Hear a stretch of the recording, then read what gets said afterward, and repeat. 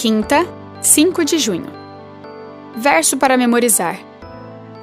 Estas coisas aconteceram com eles para servir de exemplo, e foram escritas como advertência a nós, para quem o fim dos tempos tem chegado.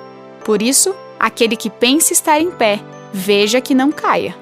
1 Coríntios 10, 11 e 12. O juízo pré-advento.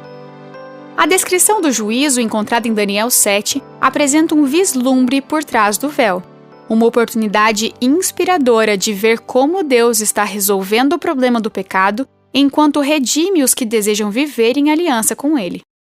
Ouça Daniel 7, 9, 10, 13, 14, 22, 26 e 27. Continuei olhando, até que foram postos uns tronos, e o ancião de dias se assentou. Sua roupa era branca como a neve, e os cabelos da cabeça eram como a lã pura. O seu trono eram chamas de fogo, e as rodas do trono eram fogo ardente. Um rio de fogo manava e saía de diante dele.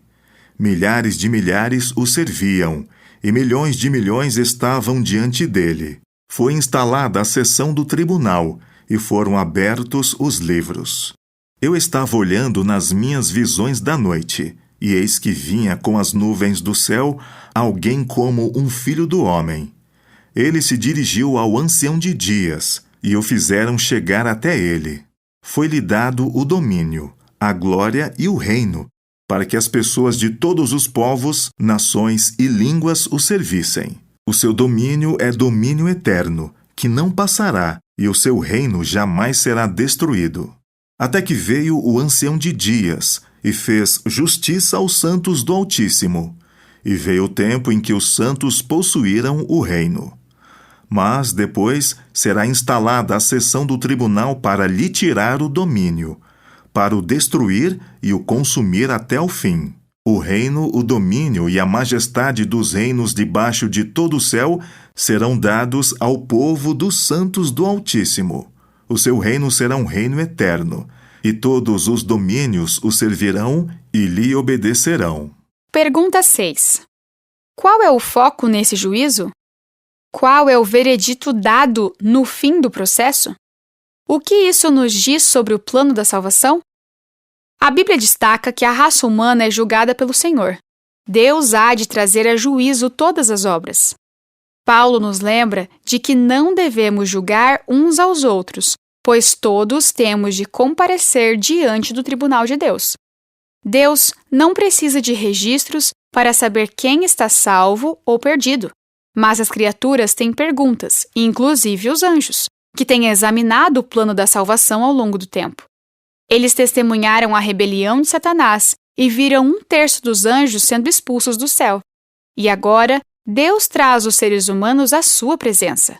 Ele abre os livros e permite que seu povo veja tudo.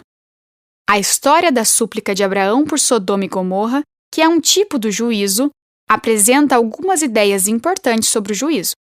Os pecados de Sodoma estavam evidentemente sendo investigados. Deus mencionou que o pecado da cidade lhe dera uma reputação tal que o clamor contra ela era grande. Mas não foram apenas Sodoma e Gomorra que foram investigadas antes de sua destruição.